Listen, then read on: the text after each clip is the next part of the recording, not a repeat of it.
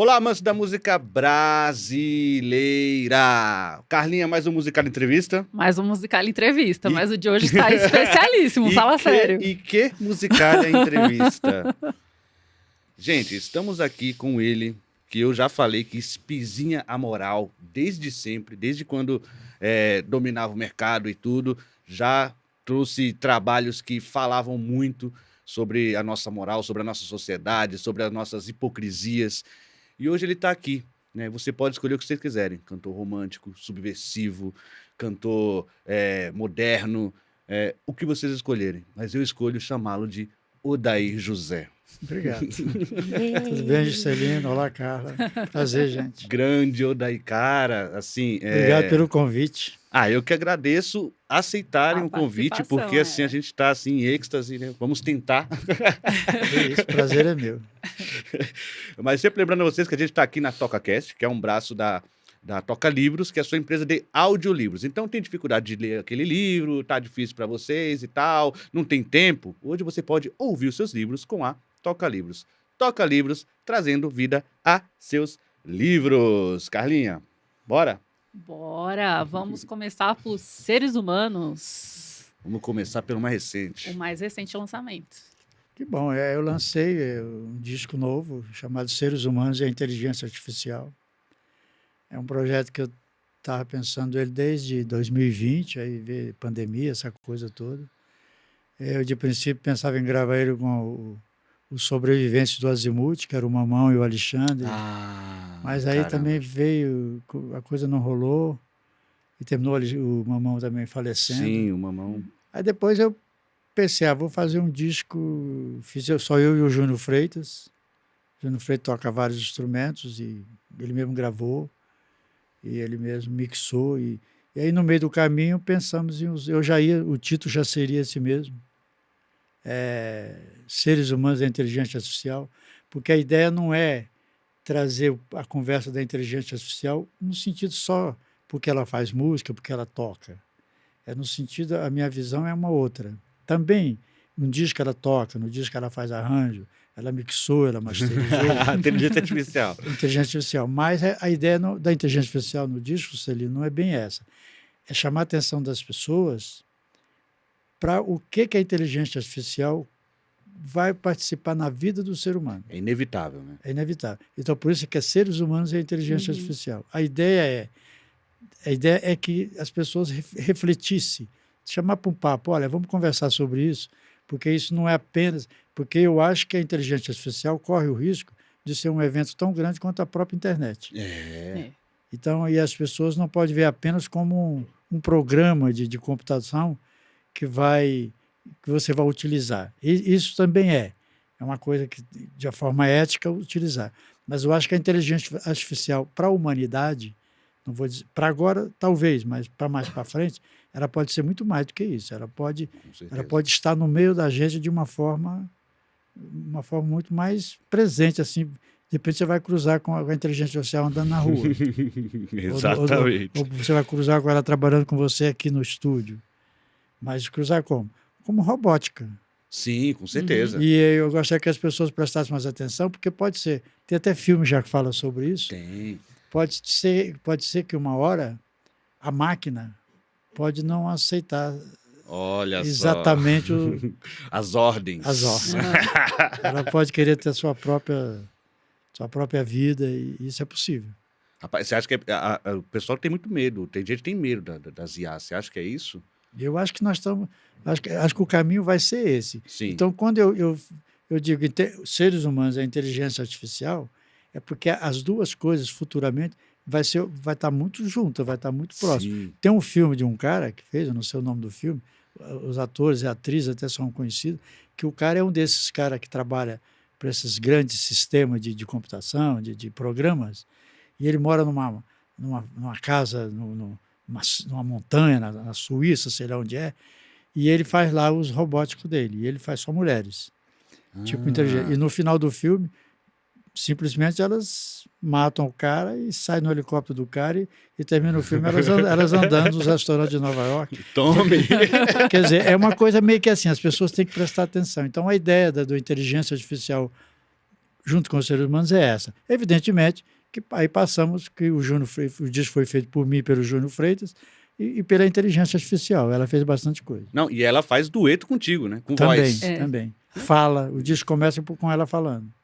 Que na faixa Seres Humanos tem uma pessoa que fala. E é uma inteligência artificial. É a inteligência artificial programada. falando. Eu ia fazer para você, a música tinha uma parte falada e uma cantada. Eu dizia, vou falar?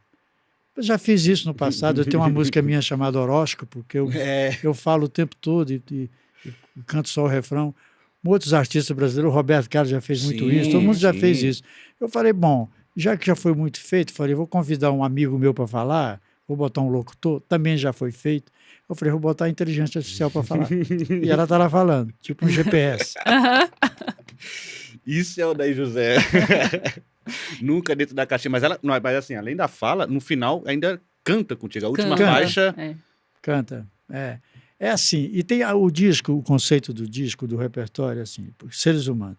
Aí eu vou fazer análise, tipo a emoção, tipo o desejo, tipo a roupa. Para que serve a roupa? O desejo. Porque o desejo, tem uma música chamada Desejo, é o DNA das pessoas. Sim. Né? É uma análise sobre o ser humano, Juscelino. É para a pessoa, olha o que nós somos, olha o que nós estamos fazendo. Isso está certo, isso está errado. Então, cada música, eu falo da bipolaridade de uma forma positiva. Então, a ideia do repertório é essa. E aí, você falou, canta com a inteligência, canta. Tem uma música que nem vai estar no LP, ela só está na plataforma. Não cabe tudo no LP. Ela teve que ficar de fora porque o LP tem um tamanho, Sim. tem uma medida. Então, tinha que tirar alguma coisa de lá e tirou ela. Então, porque ela não tem a ver também com o projeto dos seres humanos em si. É porque eu tinha uma música que é minha com a Bárbara Eugênia, Sim. e que eu falei, eu tinha que cantar, eu falei, eu tinha que fazer um dueto. Achava que tinha que ter um dueto. Então, botei a inteligência para fazer o dueto. Até o Júnior falou assim, isso está ridículo, né? tá muito ridículo. Eu falei, mas vai ficar assim mesmo. Cara... A gente tinha justamente a pergunta uma música chamada Paixão e outra Desejo dentro dessa perspectiva, e a parte humana, né? É porque, Carla, veja bem, nós, os seres humanos, a ideia do disco vem por aí assim. Eu lancei primeiro o DNA, que é a música DNA. Eu até o DNA, inclusive, tem um lance engraçado, que eu falei com o Zé Cabaleiro, vamos fazer uma música sobre DNA, vamos fazer junto. E ele me mandou uma ideia que ele tinha do DNA. Eu falei, mas que não é isso que eu quero fazer. Mas ele estava brincando sobre o amor, sobre as pessoas. Eu falei, eu quero analisar o ser humano. Aí ele terminou não fazendo a parceria comigo, eu fiz sozinho. Uhum. Eu quero, assim, o ser humano, o que a paixão faz na vida do ser humano? Ela é devastadora, a paixão. Porque a paixão é diferente do amor. Né? A paixão é uma coisa totalmente diferente, não tem nada a ver. O ser humano ele tem que dividir. Sexo é uma coisa, paixão é outra, amor é outra. Eu agora fiz uma música, eu sou um compositor viciado, então eu acabo de fazer disco, estou fazendo música. Acho que enquanto eu estiver vivo, vou fazendo música. Que bom. Que eu digo, o sexo é bom, mas o amor nem tanto. Né? Porque o amor, ele às vezes ele sufoca a pessoa, ele prende, ele é cheio de compromisso.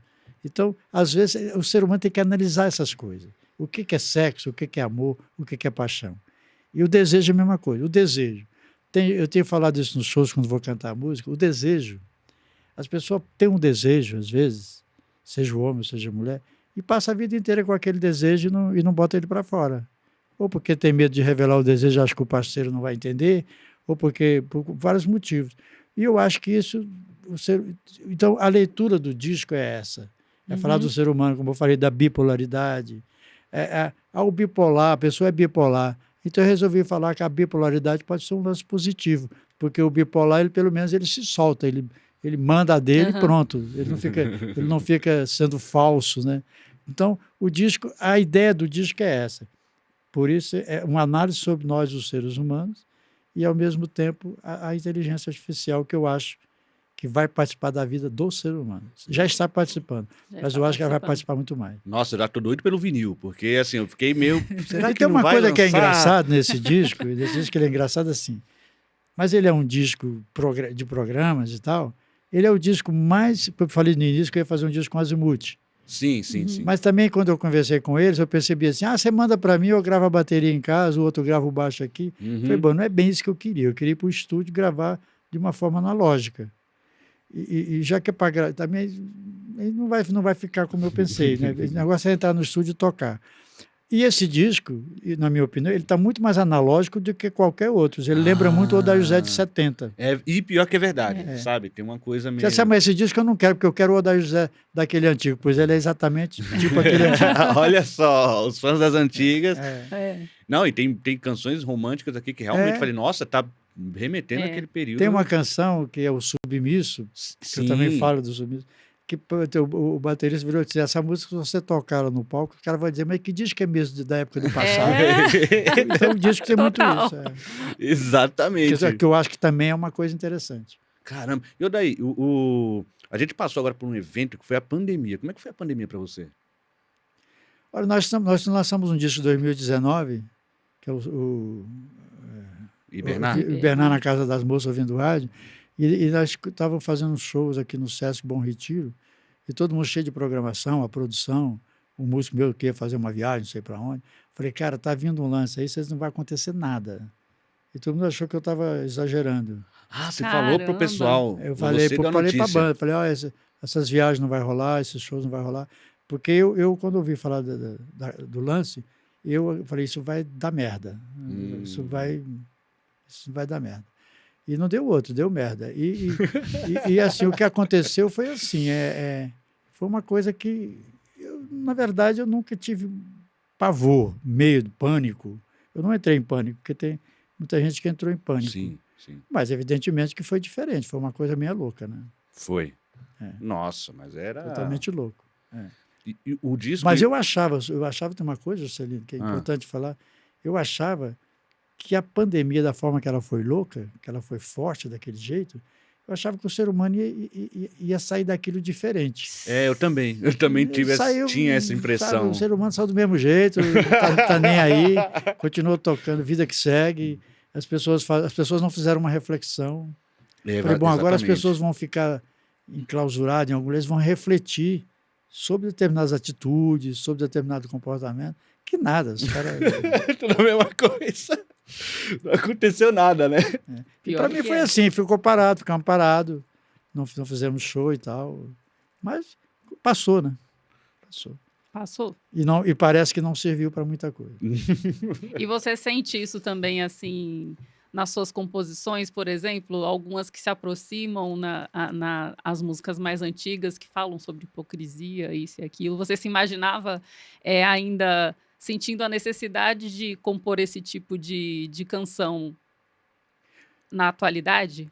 Carla, eu quando era jovem, né, eu estou com 76, eu quando tinha lá 30, esse disco, Filho de Zé Maria, eu gravei ele com 28. Quando ele foi lançado, ele foi lançado em setembro de 77, eu tinha acabado de completar 29. Então, nesse período, falando dessa idade, eu achava que quando eu envelhecesse, primeiro eu não achava que eu fosse ficar tão velho, eu achava que eu ia morrer antes. Caramba! Eu não achava que eu ia, vai viver tanto. Eu achava que uns 35, 40, quando muito. Pelo tipo de vida também que a gente levava e tal. A gente era meio doido. Então, o lance, assim... mas caso eu envelhecesse, eu achava que tem duas coisas que eu pensava que eu não fosse ver. Uma, esse avanço da tecnologia. Eu achava que ia acontecer, mas que eu, em vida, não fosse ver. E a outra, a piora do ser humano como ser humano, em vez de uma melhora. Caramba! Pelo menos é o que eu penso. Eu acho que nós, como ser humano, nós pioramos. Eu achava que o ser humano, daqui a 30 anos, 40 anos, o ser humano vai ser uma delícia, vai ser um cara zen, vai ser um cara fácil de lidar. E não, eu acho que piorou pra caramba. O ser humano ficou cada vez mais difícil de lidar.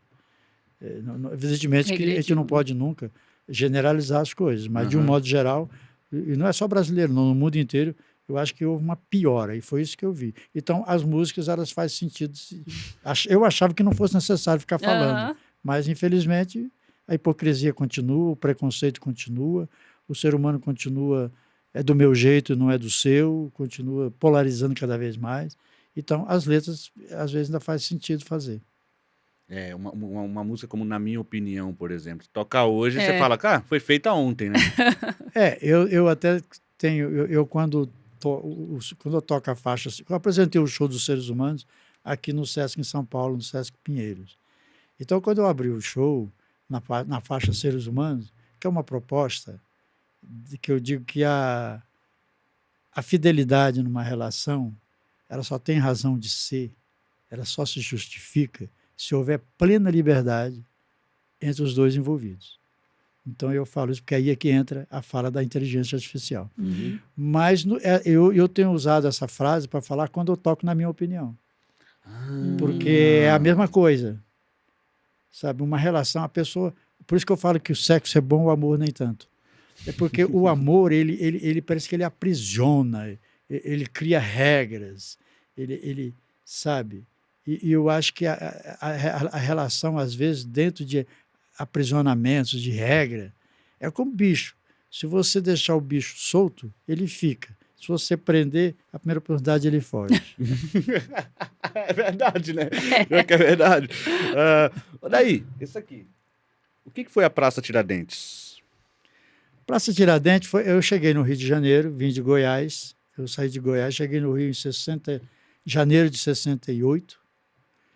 Dezembro para janeiro de 68. Fui para lá para tentar mostrar meu trabalho. Eu tinha por volta de 18 anos de idade, para 19. E a Praça Tiradentes foi o primeiro lugar no Rio para onde me levaram. Eu cheguei, saltei na rodoviária do Rio, que era na Praça Mauá, antiga, onde hoje é a Polícia Federal.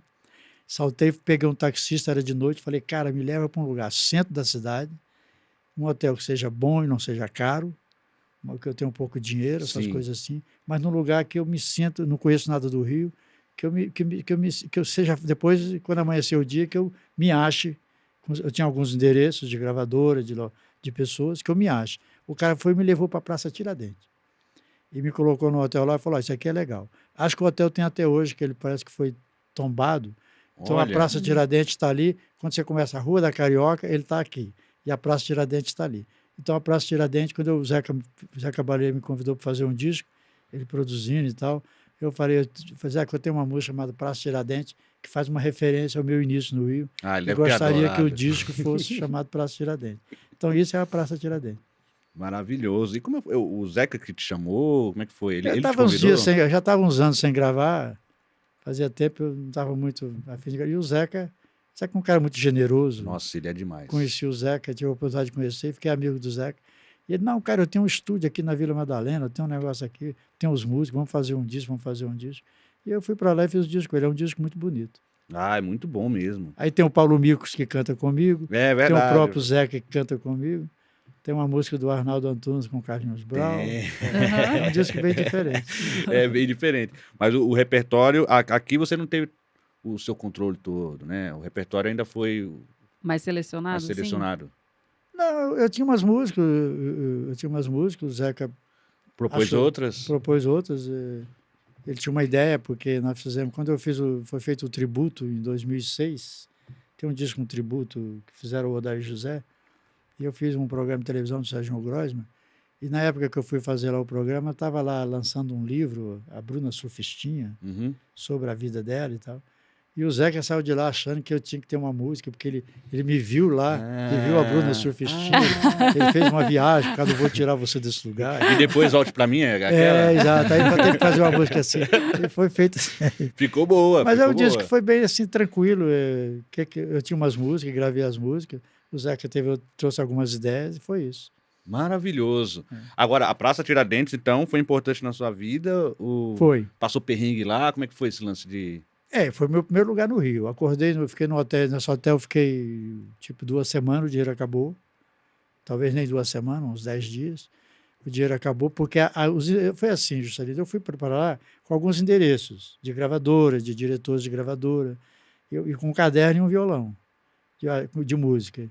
Digo, eu vou chegar, vou encontrar os caras e vou tocar as músicas e está tudo resolvido. E não foi assim. Primeiro, para encontrar os caras já foi uma dificuldade. Demora, não é assim, o cara não vai te atender, né? O cara, naquela época, você tinha que sentar com o cara e tocar de violão. Era assim que funcionava.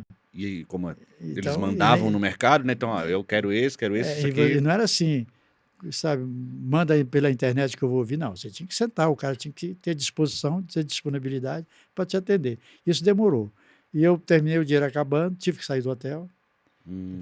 Fiquei um pouco na rua, né? A primeira noite eu dormi ali pela Cindelândia.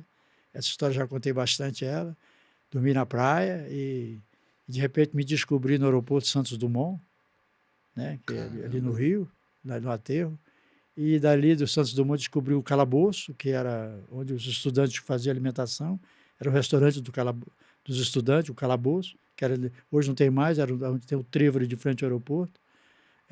E aí descobri casa de estudante, fui morar em casa de estudante, na Rua do Lavradio, também na esquina da Praça Tiradentes. Então, tudo remete à Praça Tiradentes. A Praça Tiradentes, você descendo a Rua da Carioca, onde tinha esse hotel, você dá no lago, ali na rua, no Lago da Carioca, e depois você dá na Cinelândia, onde tinha as gravadoras Philips, Odeon, Continental. Nossa. Você indo para a esquerda, sentido você tem a Visconde de Rio Branco, onde tinha a CBS. Nossa. Então a Praça Tiradentes ficou muito central para mim. Tava tudo ali, né? Tudo, rapidinho eu ia nas gravadoras encher o saco dos caras, tal, fiquei por ali. Mas só fiquei 10 dias, porque aí depois... E voltei para morar na Rua do Lavradio, 43, que depois fez até aquela boate cenário, onde era a casa de estudante. E foi por ali. O meu início no Rio foi na Praça Tiradentes. Então a Praça Tiradentes como dizem os baianos, é emblemática. É emblemática. E como é que foi a gravação do primeiro disco? Como é que então, se Carla, deu? é assim, eu tive até umas oportunidades de gravar disco antes em outros lugares. Mas eu queria sei lá, estar na CBS, que foi a gravadora para onde eu fui, era uma coisa até meio que meio sonho alto, porque a CBS era 90% do mercado do disco no Brasil. Então, gravar ali era uma coisa, sabe, é como você tá no melhor time de futebol do mundo. Então, é melhor você estar... Era como se naquele momento você assinasse um contrato com a TV Globo, que mandava em tudo. Então, mas eu tive a oportunidade de gravar na Copacabana, na Continental, só que eu não topei muita ideia. Falei, vou esperar um momento melhor. Enquanto isso, eu tocava na noite. Nasquelas boates do Rio. E eu tocava na Praça Mauá, a boate que tinha lá, onde os clientes, o centro comercial do Rio, hoje é lá para a Barra, mas naquela época era na Rio Branco, que começa na Praça Mauá e vai até o início do aterro ali, final da Cinelândia. A Rio Branco era o centro comercial do Rio. Então os empresários saíam dos seus escritórios, tipo 6 horas, 5 horas, ia para as boates tomar um drink. Então eu conheci muita gente. Daí, inclusive, é da minha leitura do Vou Tirar Você Desse Lugar, porque eu assisti muito esse lance. E lá eu conheci um cara, antes eu não falava o nome dele, mas eu nunca mais vi, eu falo, chamado Alcides, que era um empresário, e ele ia com 2 pessoas de segurança, então ele era uma estatura pequena como a minha, os caras grandão. Ele chegava e ficava por ali, tomava uns drinks e tal. Isso acontecia tipo happy hour, 6, 7 horas. E muitos desses caras conheciam as moças ali e tal, ficava com as moças. E esse cara, quando ele saiu, ficava tocando violão, ele tinha um interesse, mandava o cara me dar um dinheiro, o dinheiro que ele mandava o cara dar era mais que a boate pagava no mês inteiro. Nossa! Então, quer dizer, ele não ia todo dia. Quando o cara aparecia, eu falei, ixi, o cara é do dinheiro. Né? Tô salvo. Vou ganhar 2 meses. Esse cara um dia chegou para mim e disse assim, ó, para chegar no disco. Ele um dia chegou para mim e disse assim, olha, você conhece uma música do Roberto Carlos chamada, faz assim, eu pensei em Li vai lá. Eu falei, conheço. Ele falou, então, quando eu chegar, porque eu tocava na entrada, você esteja tocando o que você estiver tocando, você para. E isso ele mandou me chamar na mesa para falar isso. Você para e começa ela. Entendeu? Eu falei, sim, eu começo. Que é para a moça saber que eu cheguei. Saber que chegou. E que se ela estiver ocupada, era que desocupa. Caramba! Foi combinado.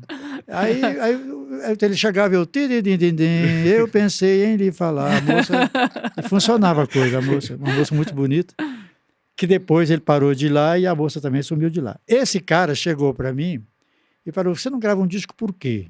Eu falei, não, estou tentando, tem umas conversas aí, uma hora vai rolar. Ele falou, então, aí contou a história de um artista, um cantor que estava fazendo muito sucesso com um amigo dele. Aí ele bancou o disco do cara, o cara estourou, que era o Paulo Sérgio. Um tal de Paulo Sérgio. Eu falei, não, eu conheço a história, que foi o Aderbal Guimarães, um cara que tinha uma loja de bolsas. Eu falei, eu sei. Eu falei, então você procura, eu pago o disco, eu pago para você fazer o disco. Aí eu falei para o Rossini Pinto, que tinha uma editora, sim, que também era produtor de disco. Falei, Rossini, eu já vinha no pé do Rossini há tempo. O Rossini era o meu foco. Falei, tem que ser através dele. Ele era o Rossini era o cara. Só que também era complicado, entendeu? Não era fácil. Ele não era fácil e me ajudar também não era tão fácil, porque não era tão simples assim, né? Até que ele tentava. Aí cheguei para ele e falei, ó, o cara banca o disco. O Rossini falou, isso é papo de bêbado, negócio de boate, né? Negócio de Não boate. vai rolar. Isso não vai rolar. Se ele vier aqui conversar comigo durante o dia, eu falei pro cara, eu falei, ó, durante o dia, o cara, então vamos lá durante o dia. Aí o cara foi um dia durante o dia e falou, eu pago. E o Rossini fez um disco comigo, no melhor estúdio do Rio na época, o estúdio do Havaí, e fez um disco com os Fivers tocando, acompanhando, Nossa. e me deu um compacto simples. E esse compacto simples, eu tenho uma música chamada Uma Lágrima, e eu toquei muito ela no Rio, ela chegou a estar entre as 5 mais tocadas, não era o disco mais vendido, porque não tinha disco para vender, porque eu só tinha 250 compactos. Uhum. E esse disco tocou tanto quanto o Rossini Pinto. A primeira oportunidade que ele teve, ele me levou para a CBS. Então eu entrei direto na CBS, respondendo o que a Carla falou, o primeiro disco. E aí foi quando o Brasil conheceu o Adair através da CBS, em 1970. O Raulzito estava ainda na CBS. O Raulzito já estava lá. Tava. Eu conheci o Raulzito lá em 68, ele já estava por lá, 69. E quando eu cheguei nesse primeiro disco, o Raul tocou guitarra, gravei a música ele dele, toca, né? que é o Tudo Acabado. Ele e o Wilder eram os guitarristas do disco. Olha só, que galera boa, né? Pessoal. Agora, Odaí, eu vou tirar você desse lugar. Essa é uma música emblemática, né? Como você me falou, essa palavra emblemática. Mas como foi a aceitação de você levar essa música e a galera entendeu de cara ou teve alguma resistência? Então, eu te contei a história da boate. Então, Sim. é uma observação do que eu via na Sim. boate, né? O cara se apaixonava pela moça e, como eu falei, esse Alcide mesmo, ele tinha uma moça lá. No Sim. que ele saiu de lá, a moça também sumiu de lá. Então, quer dizer, Pode ter imagina, sido... o que acontece assim, eu gravei 2 discos na CBS, um em 70 e um em 71. Né? O de 70 tem uma música que tocou muito no rádio, chamada Minhas Coisas. Sim, Eu toco ela até adoro. hoje nos shows. Eu, de vez em quando, tô te levando diretoral, eu já toquei essa música algumas vezes. Ela é muito boa. E gravei uma outra em 71, Vou Morar com Ela, que também fez Sim. sucesso na época. Quando termina o ano de 71, o Rossini Pinto vira para mim, os contratos de gravadora eram de 2 anos. O Rossini vira para mim e diz assim, o seu contrato acabou, ninguém falou nada de renovar e tal. Até que os 2 LPs, eles vendiam bem, tinham vendido 15 mil, 20 mil, que para a época, os caras que vendiam 20 mil estavam vendendo bem. O cara que mais vendia disco, que era o Roberto Carlos, vendia 150 mil, 150 mil, 200 mil. Então, se você vendesse 20 mil, a gravadora pagava os custos Já dela. bancava, né? Bancava a sua vida lá. Mas ele falou, ninguém falou nada, mas eu consegui, conversei com o comercial aí, fazer um compacto para você. Porque tinha o negócio do compacto. Sim. Antes de todo LP tinha um compacto. Sim. 2 músicas só? 2 músicas. Aí eu falei, cara, eu tenho uma música que eu fiz essa semana que acho que seria interessante. Aí lá nas salas da CBS a CBS tinha 5 produtores. Um era o Rossini Pinto, que era o meu produtor, o outro era o Mauro Mota, o outro era o Renato Barros, Nossa. e o outro era o Raulzito, né, o Raul Seixas, e o outro era o Abdias, que fazia produção de música nordestina. Aí o que acontece? Aí eu cantei lá na sala com um monte de gente lá, o Raul estava lá, todo mundo estava lá, cantei a música. O Rossini achou horrível. Horrível. Uma música horrível. Como é que você vai música de puta, cara? Você tá louco, né? Tá maluco? Como é que vai tocar no rádio? Como é que vai tocar isso no rádio? Jovem Guarda, Roberto Carlos, Eu Te Daria o Céu. É. Eu tenho tanto para lhe falar. Você vem com uma música de puta. Mas ao contrário dele, mas o Rossini ele falava assim mesmo, mas na verdade eu gravava com ele o que eu queria gravar. Ele fazia o escândalo dele, mas eu ia gravar. Dava advertência, mas... Eu ficava calado, deixava falar. Mas quando ele foi contra, todo mundo que estava na sala foi contra ele. Pô, a música é genial. Ele foi voz Aí única, ele foi voto vencido. Eu fui para o estúdio e gravei. Mas no compacto, e fui de novo com o Raulzito. Porque no compacto, ela é faixa lado 2, porque o lado 1 é a música do Rossini. Porque essa música não presta. E deu no que deu, a música vendeu 1 milhão de compactos. 1 milhão? Vendeu muito disco. Caramba, velho. Até hoje é um clássico, né? Eu canto no show, talvez seja o momento mais emocionante do show.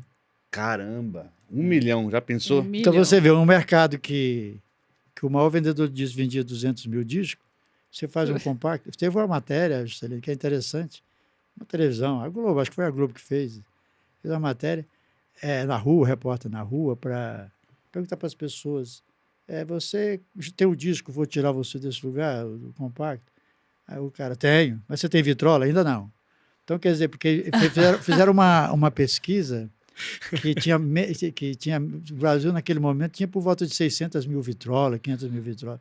E o compacto vendeu mais que o disco do que as vitrolas. O cara comprou para na hora que tiver. Comprar a vitrola, ter o disco. Mas foi curioso, porque o disco saiu e eu não fui trabalhado pela gravadora porque não tinha contrato. Uhum. Nós tínhamos um senhor muito simpático, que era o cara que inventou, a divulgação no Brasil, que é o Sr. Otton Russo. O Sr. Otton Russo foi o cara que criou o padrão de divulgação, de gravadora, essas coisas. E ele era da CBS. E ele que programava. Naquela época, você não tinha como ir tocar o disco na rádio se não fosse através da gravadora. Uhum. Você não tinha como chegar no programador de rádio com o disco debaixo do braço. Eu fiz isso numa lágrima. Eu fiz isso numa lágrima. E eu já fazia, eu ia para os caras, mas você não tocava em rádios grandes, você tocava nas rádios menores. Aí eu cheguei para o Otton Russo para saber como é que eu ia sair com o divulgador, se eu ia trabalhar. Ele falou, você não vai ser feito isso, você não está na lista de trabalho, você não tem contrato com a empresa. Esse teu disco não vai rolar, não vai, você se vira. Não adianta você ficar aqui esperando. Ele falou, ele foi educado, mas ele falou na lata, não vai ser feito, você não vai trabalhar, a gente não vai pegar um divulgador para mandar para sair com você. A gente não vai chegar na rádio e dizer, Rádio Globo, aqui nós temos uma lista de artistas, o Odair José está na lista. Você não está na lista. Aí tem um cara que morreu com o Evaldo Braga naquele acidente, do Evaldo Braga, chamado Paulinho, Paulo César, que naquele acidente morreu o motorista, o Paulinho, que era o empresário, e o Evaldo. O Paulo César, que morava, eu conheci ele na rua do Riachuelo, onde eu morava, ele gostava de andar com os artistas e tal, a família dele era bem sucedida, mas ele gostava de andar com artistas, fazendo show e tal.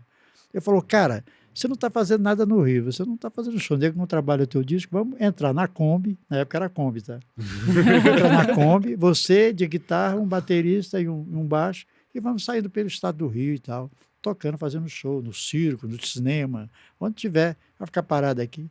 E assim foi feito. Saímos pelo estado do Rio, foi louco, porque do estado do Rio fomos para o Espírito Santo, e de repente a gente estava na Bahia, mas acontece que um mês depois, uns 20 dias depois que a gente estava, toda vez que você ligava o rádio, de um jeito ou de outro, você ouvia, eu vou tirar você desse lugar.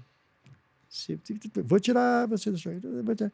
E conforme a gente chegava na cidade para fazer os shows, ele dizia, eu estou com o Odair José. Show assim, você chega hoje, canta de noite, anuncia no mesmo dia, cidades pequenas, ou então no dia seguinte, mas bota um alô hoje no lugar tal. Uhum. E de repente os shows tudo lotavam, entendeu? Todo mundo queria ver o cara do Vou Tirar Você do Lugar.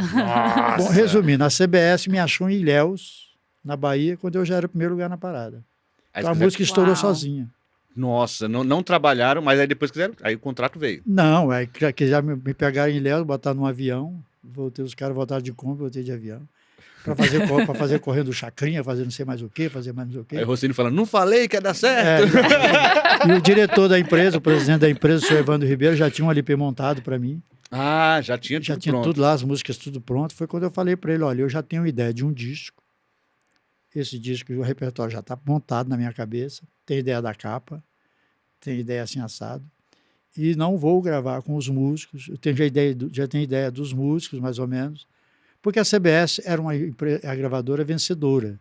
Mas ela tinha um som que o Brasil conhecia. Uhum. O som que o Brasil conhecia de disco era da CBS. Mas era o som da CBS. Não era o som da CBS, era o Roberto Carlos, era o Renato Barros, era o Gerry Adriano, era a Vanderleia. Era o som da CBS. E o rádio brasileiro só ouvia CBS. 99% do rádio brasileiro tocava CBS. Os parques de diversões tocavam CBS. Então, todo mundo só tocava CBS. A CBS era 100% de mercado no Brasil. Mas eu falei, eu quero fazer um som diferente. Eu não quero ser uma cópia de Roberto Carlos, eu não quero ser um som da CBS. Eu vou gravar com eu já tinha gravado em 71 com o Dom Salvador tocando piano, Não Vou Morar com Ela. Levei o Dom Salvador tocando piano, Não Vou Morar com Ela, que já não agradou o seu Evandro, porque tinha que levar o Lafayette, tinha que levar o Mauro Mota, esse pessoal. Então, quando eu saio da CBS, eu não renovo o contrato e vou para a Philips gravar o Assim Sou Eu. Nossa, os caras devem ter ficado de cara no chão, né? Todo mundo queria o Odair José, porque o cara... Você que está com 23 anos, 22 anos de idade, 23 anos, com disco estourado no país Nossa. inteiro, primeiro lugar na parada. Quem não quer o artista, né? É. Aí então eu pude escolher, eu fui para Polydor. E fui assim. E todo mundo diz, fez merda, porque como é que alguém sai da Saiu CBS da grana. Aham. e vai para uma gravadora que não vende nada? Tem 1% do mercado, 2% de mercado. E muitos amigos meus disseram, vai lá, muda de ideia, volta atrás. E eu falei, não, eu vou fazer. Eu tinha um radialista muito importante no mercado, para mim o radialista mais importante que o Brasil já teve, chamado Haroldo de Andrade. Sim.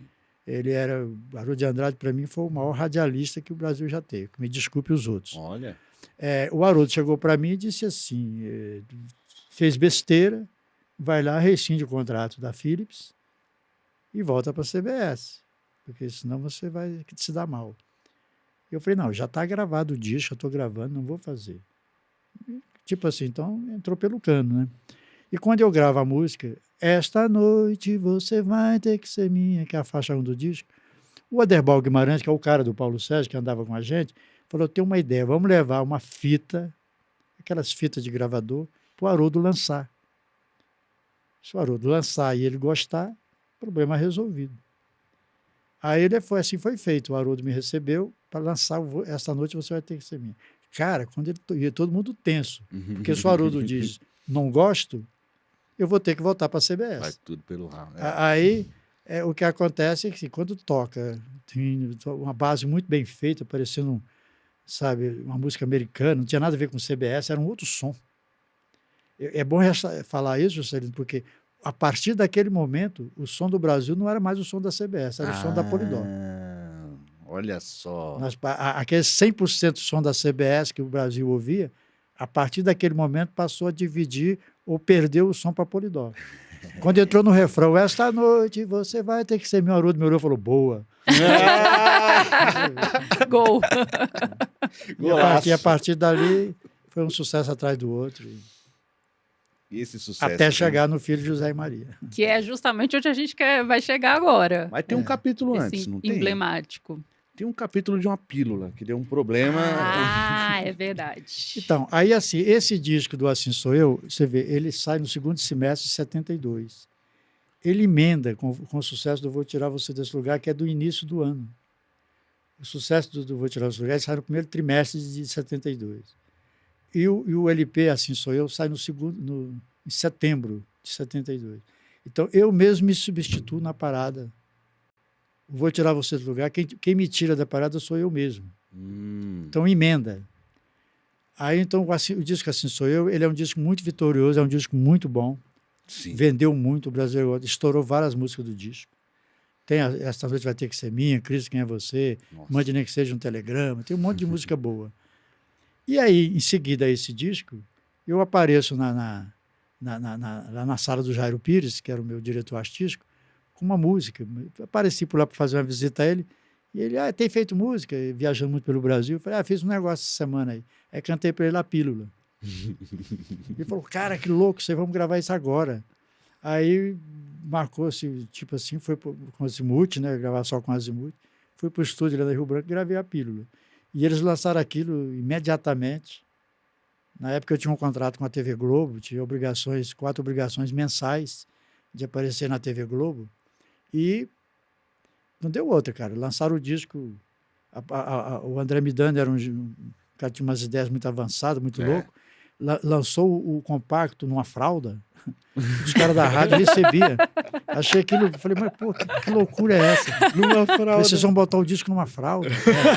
Então o Brasil inteiro radialista recebia uma fralda, abria, embrulhada, já tinha um disco para tomar.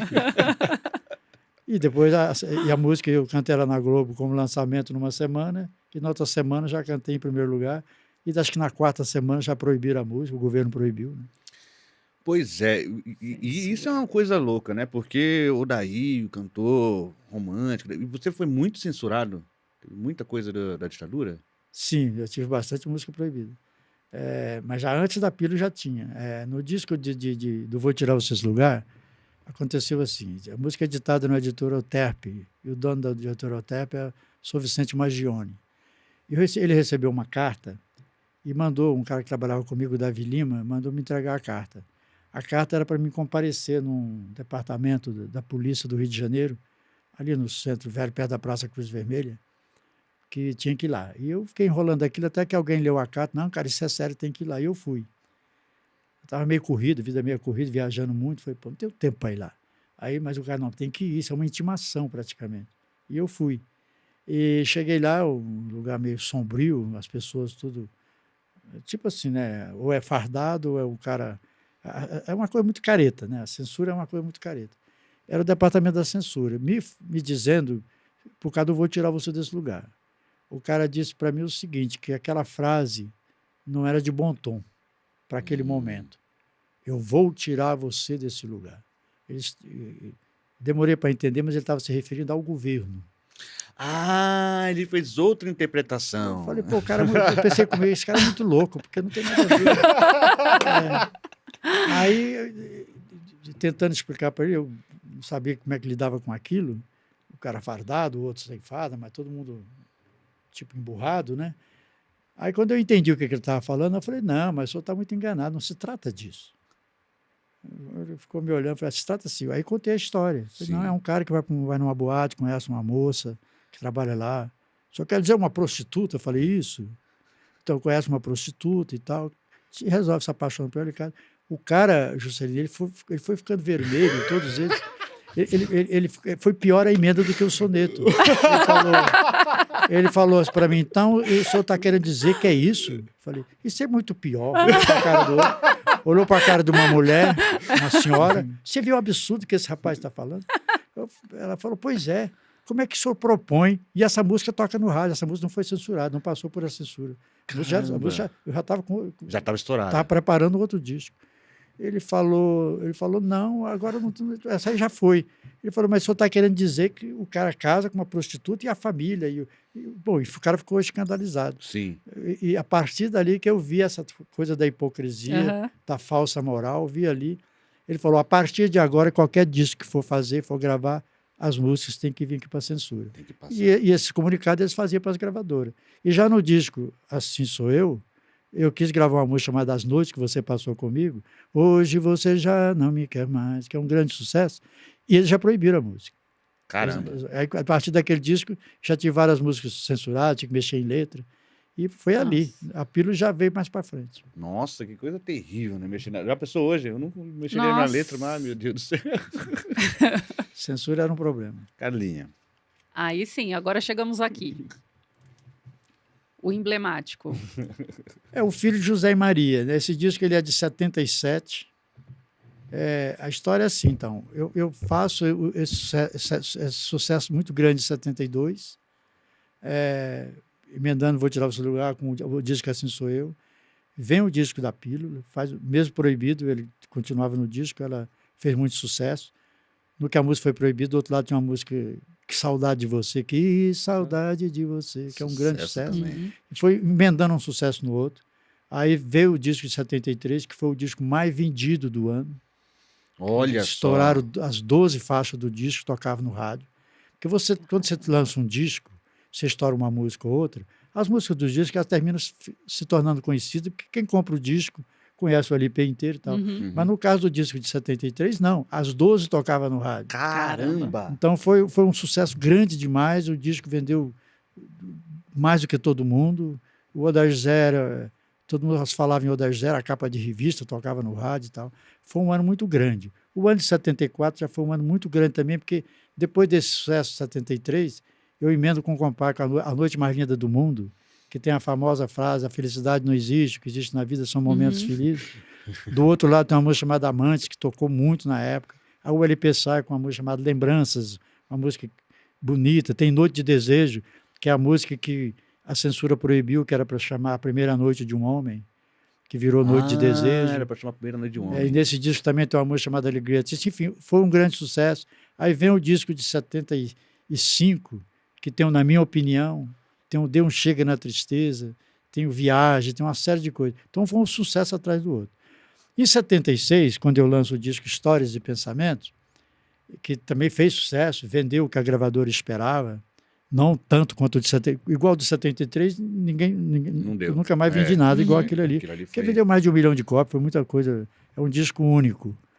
Agora, mas o disco 76, que tem a música Eu Chorei, que eu falo da história de um cara que assiste o nascimento do filho e tal, preocupado com o que vai acontecer no mundo. E vale lembrar que na música Viagem, do disco 74, eu já falava da maconha. Então. Aí veio o negócio do na minha opinião, sobre esse negócio de casamento, assinar papel para quê? Sim. Isso não prende ninguém. O que prende é a relação, é outra coisa, não é papel, né? Aí, em 76, quando eu faço o disco, que é um disco que também é muito bonito, e vendeu. Mas eu percebi, Juscelino e Carla, que naquele disco eu não causei impacto nenhum. Eu percebi assim, falei, pô, cara, eu estou repetindo fórmulas. Automatizado, né? Eu estou repetindo fórmulas. Eu estou fazendo uma coisa que eu já estou me repetindo. E, como eu sempre falei, quem repete fórmula não faz arte, faz negócio. Eu percebi assim, para a gravadora estava legal, vendeu lá os 300 mil, 400 mil discos, estava ótimo. Mas eu percebi que eu não estava bem. Falei, pô, isso aqui não balançou o povo, isso aqui não causou nada. Falei, chegou a hora de mudar. E eu mudei, fiz o Filho de José e Maria. Nossa! E o que é esse disco? Esse disco, assim, esse disco tem várias leituras dele. A primeira é essa. Eu tinha que fazer uma coisa diferente. Eu tinha que trazer para o povo uma coisa diferente. E não ficar me repetindo. Porque, cara, você tem artista aí, sem querer falar mal, mas tem cara que faz 50 discos iguais. Sim. E a gravadora acha ótimo, porque os discos iguais vai vender sempre igual. Vendeu.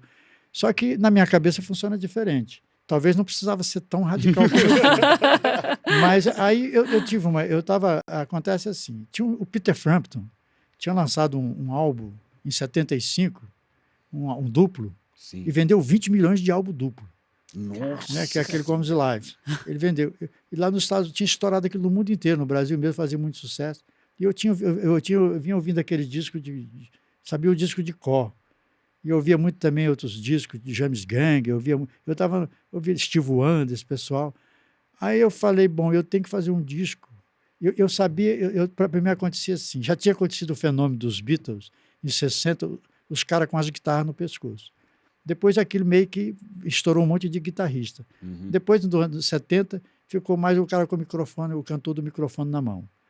Mas o Peter Frampton veio com a guitarra pendurada no pescoço e fazendo música pop, e estou vendendo 20 milhões de álbum duplo. Duplo, né? Eu falei, pô, cara, esse negócio vai funcionar. Um cara com uma guitarra no pescoço, no Brasil isso vai funcionar. Eu falei, eu vou fazer um disco. Mas aí, nesse intervalo, vem a ideia do Filho de José e Maria. Eu estava lendo um livro do Khalil Gibran Khalil, que é o Profeta. Onde eu ia, eu levava aquele livrinho debaixo do braço. Que são temas, né? Sim. Ele fala do filho, ele fala da roupa, ele fala de várias coisas, da fé, ele fala do amor, ele fala do casamento. E eu peguei e falei, pô, eu vou fazer um disco como se fosse a vida de uma pessoa, né? Eu vou escrever sobre a vida de uma pessoa. Cada canção vai contar a história do momento da pessoa. Aí eu vou contar a história de quem? Falei, do filho de José e Maria. Que pode ser eu ou pode ser o cara que nasceu há 2000 anos atrás. Sim. Pode ser qualquer um. Mas eu vou. Aí me lembrei assim, que a igreja, a igreja católica, no caso, que hoje, na época, não tinha tanta igreja evangélica, estou falando de 77. Era mais católico. Era mais católico mesmo. A história do casamento era uma coisa séria. Se você não fosse casado dentro da igreja, você não podia batizar o filho do amigo, você não era bem-vindo, não era bem visto pela sociedade. Então, o casamento era uma coisa... Tem que ser abençoado aqui, tem que ser casado. O cara não pode ser apenas morar junto. Como eu dizia, não vou morar com ela. Eu quero morar com ela, não é casar, quero morar com ela. Sim. Então, quer dizer, não pode, tem que ser casado. Aí eu fiquei pensando, mas onde é que foi casado? A Igreja Católica representa Jesus Cristo. Jesus que foi fundada por conta de Jesus Cristo. Falei, mas em que cartório, em que igreja foi casado José e Maria? Aí eu falei, eu nunca li a respeito disso. Então eu resolvi começar o disco casando os dois. Porque já que a mulher estava grávida, o certo era casar os dois para não ficar uma mãe solteira. E a história começou ali e aí virou o que virou. Caramba! E é uma faixa que tem vários movimentos, né? Tem o padre, tem a... Pois é. Mas quer casar por quê? Qual é o momento? Exatamente. Porque está grávida, porque está assim. Mas por que vai? Por que tá? Porque é a vontade de Deus. Ela engravidou porque Deus quis. Tal. Aí eu vou... E depois eu vou fazendo paralelos, Juscelino. O disco, na verdade, as músicas são paralelos. Na verdade, ele não era só 10 faixas, tá? Eram várias faixas. Era para ser um álbum duplo também. Eu queria um duplo igual o Peter Frampton. Você quer fazer igual ele. Só que a gravadora não quis fazer. Porque eles queriam ficar muito caro, que o disco não ia vender, que ele não vendia, porque ia ser o dobro do preço. Sabe, não era o tipo de disco que eles vendiam, né? Mudou muita coisa. Eu saio da Philips, da Polydor, e vou para RCA Victor, para BMG. Sim. Por que eu saio? Porque lá eles sugeriram para mim, você faz o seu álbum, como você quer, de brincadeira, e faz um disco sério pra gente. Entendi. Aí eu falei, não, o disco sério é esse. Então é isso. Esse disco ele não foi aceito pelas pessoas. Sim, foi. Antes do disco ser feito, já falavam mal do disco. As pessoas não conheciam o disco e diziam, não presta, não fala. Porque dizia que é louco, o cara ficou doido, tá drogado demais, tá doidão. Enfim, e o disco ele era muito bem feito, tanto é que 47 anos depois, você bota o disco para tocar, você vê uma qualidade que você não vê nos discos feitos hoje. Na verdade, e eu fiquei de mal com esse disco um bom tempo. É porque ele atrapalhou... Ele me criou problema, porque depois desse disco, não contratava-se show de Odair José, porque ele vinha para cá tocar o Filho José e Maria, e eu ia mesmo. Caramba! Entendeu? Se contratasse, eu ia para lá tocar. Eu ia tocar o disco do Filho José e Maria. Então as pessoas não contratavam, eu não fazia show. E o disco, assim, ele é muito bom. Ele tem uma qualidade muito boa para a época, muito acima da média para a época. É o Azimuth Só também, que né? o Azimuth. Azimuth, o Wildon, também. o Robson Jorge, o Urubu, tá tudo aí. Só tinha músicos excelentes no estúdio. É assim, quem queria ouvir esse som, não queria ouvir com o Odair José. E quem gostava do Odair José não queria ouvir esse som. Nossa, Caramba, causou... Então, aí o problema foi aí. Quem poderia gostar do som, não queria o Odair José. Quem queria o Odair José, não queria esse som. Caramba! Então você vê a dificuldade que me criou. Mas hoje, o disco conceitual hoje é o que você mais faz, né? Eu gosto da ideia dos discos conceituais, porque você faz um projeto. E mesmo aqueles discos lá de 73, de 72, eles eram conceituais, eles eram pensados como um todo. Eles não eram pensados uma música, vou gravar uma música, como se faz muito hoje, que é o sistema hoje. Você grava uma música e lança na internet, single. E vida que segue. Eu prefiro os conceitos, né? Você faz uma coisa conceitual. E esse disco, ele é assim. E hoje, te falei em off, saiu um livro do Leonardo Vinhas, essa semana ele está saindo, chamado O Evangelho segundo Odair, coisa do Leonardo Vinhas, da editora Barbante, que fala só sobre esse disco. Sobre o que aconteceu, pessoas dando depoimento, pessoas que participaram do disco ainda que estão vivas, como o Hildo, o Alexandre, pessoas e outros críticos que acompanharam o movimento do disco na época e que analisam ele hoje. Tem uma garota, eu fiz um show há muitos anos atrás no Sesc Itaquera, ao ar livre, e depois fui falar com as pessoas, era um show durante o dia, e teve uma garota que veio falar comigo, eu falei, eu sou do Rio, eu soube que tinha um show aqui, falei, vou lá ver. Mas, pô, você não tocou, só tocou uma música do Filho José e Maria, eu pensei que ia tocar mais. Caramba! Aí eu olhei para a cara dela e falei assim, minha filha, não posso tocar. Se eu tocar isso aí, o povo não gosta. Então, o povo não entende, né? O povo não aceita. Ela falou, é verdade. Esse disco seu só vai ser entendido daqui a 50 anos. Olha só! E ainda não fez 50 anos. Né? Mas olha, hoje em dia é doadíssimo isso aqui. Sim, eu tenho uma música aí, Nunca Mais, que ela hoje, eu falei que a música Eu Vou Tirar Você Desse Lugar, ela causa muita emoção no show. O Nunca Mais é a mesma coisa. Exatamente. Nunca Mais hoje é um sucesso como se fosse a pílula. Exatamente. Toca pra caramba. E as canções que não entraram? Algumas eu já regravei, Carla. Por exemplo, no disco seguinte, Coisa Simples, que eu fiz depois desse disco em 78, o segundo disco na BMG, que depois sério, eu né? O disco sério. O disco sério, ele chama Coisa Simples de Brincadeira. Porque já que eles acharam isso aí tão complicado, aí eu tirei um sarro da cara deles e falei, coisa simples. O que tem aqui é simples, não é complicado. Muito bom. Já tem algumas coisas que eu regravei, mexi na letra e tal, para ficar simples. Sim. Depois, agora, recente, quando eu gravei o disco dia 16, eu gravei Fera, que era desse disco. E assim, algumas eu gravei, outras não valia a pena ser gravado, só fazia parte no contexto do álbum mesmo. Sim. E outras não se perdeu mesmo, mas eram 18 faixas. Olha só, 18 faixas.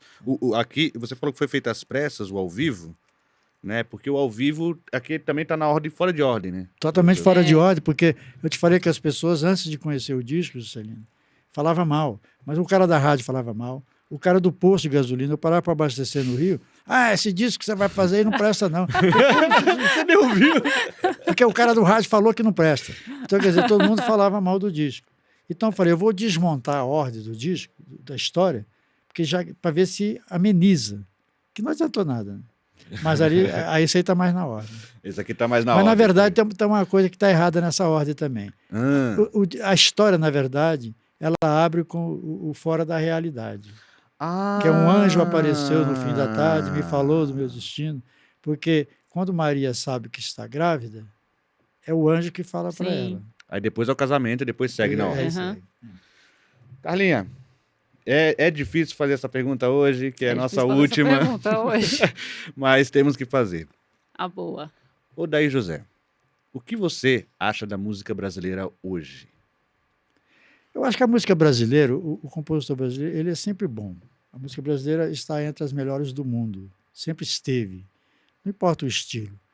Tem o Gilberto Gil tem uma colocação feita no ano de 73, quando a gente participou aqui da Fono 73, aqui, que eu cantei com o Caetano Veloso, fiz dupla com ele. O Gil disse, o Brasil tem vários estilos de música, eu prefiro todos. E é verdade, eu prefiro todos. A música hoje, por exemplo assim, hoje em dia as guitarra, a Fender está fazendo guitarra para vender para moças, para meninas, porque até que as cores são mais femininas, porque as guitarras, quem compra são as meninas por causa da Taylor Swift, porque ela toca guitarra. Então, é um estudo da Fender. Então, quer dizer, hoje em dia, o jovem, você tem que entender assim, ele mexe com o computador, ele tá no eletrônico. Então, é natural que ele gosta mais de uma música eletrônica. Então, a música é diferente. É mais natural que ele tenha uma identificação com a coisa mais eletrônica. Por isso que você tem a coisa da Taylor Swift com as garotas. Sim. Então, é mais natural. A música tem qualidade? Tem. Eu só acho assim. Eu acho que o público, da mesma maneira que eu falei que eu estava repetindo fórmula em 76, por isso eu fiz o Filho de Zé e Maria, eu acho que o compositor, o cantor, o artista, ele tem a obrigação, sabe, de fazer a sua obra ser relevante. Eu acho que a música ela é feita para esvaziar a cabeça, mas ela também tem que ser feita para encher a cabeça. Você tem que levar mensagem, você tem que questionar as coisas, você tem que participar do seu tempo que você está vivendo de uma forma, sabe, que você questione, que você leve as pessoas a pensar e não as pessoas não pensar. Então, só esse detalhe, essa crítica que eu faço. Eu acho que poderia se fazer música também para as pessoas pensarem. Sim. E não só para as pessoas vaziar a cabeça. Mas a música, de um modo geral, a que está aí é o que o povo quer e tem que ser respeitado. Nossa! Odair José. Cara, eu não tenho palavras para descrever a minha alegria aqui. Né? A assessoria recebeu aqui, o Juscelino tá pulando, falaram pro pessoal, o Juscelino tá aqui pulando e tal, que eu sei. Eu que agradeço o convite, a Adriana e o Rafael, que estão aqui comigo, falaram, não, vai que o podcast é legal, o pessoal faz um negócio ótimo, um espaço ótimo. Prazer conhecer você, a Carla, o Cleito, aí, o Rafa, todo mundo que está na produção aí. E eu espero que o pessoal que assistiu a gente aí tenha gostado das minhas conversas. Espero que vocês tenham sido proveitosos o papo. Maravilhoso. Muito falei para vocês nisso, eu falo muito, se deixar, eu não deixo os outros falar. É porque é muita coisa, você vai emendando uma coisa na outra. Exatamente. Então, muito obrigado pelo espaço, pela oportunidade. Obrigada a você, a gente que agradece. Entrevista histórica no Musicalha hoje, hein? Dá licença. A sua história é incrível, maravilhosa. Dedico ao meu pai essa entrevista também. Juscelino também. Juscelino também. Que era fãzaço, que me falava que, olha, só meteu medo no Roberto Carlos, Paulo Sérgio e Odair José. Porque, como eu te falei, a gente estourou disco, estourou música muito uma atrás da outra. Aí as pessoas ficam preocupadas. Temos Temos, José. Temos. É isso aí, galera. Não se esqueça de se inscrever no canal aqui também. Considere ser membro aqui, que ajuda também a gente aqui no projeto, para a gente trazer artistas maravilhosos, assim como o nosso querido Odair José. Tá bom, pessoal? Obrigado a todos vocês e até a próxima.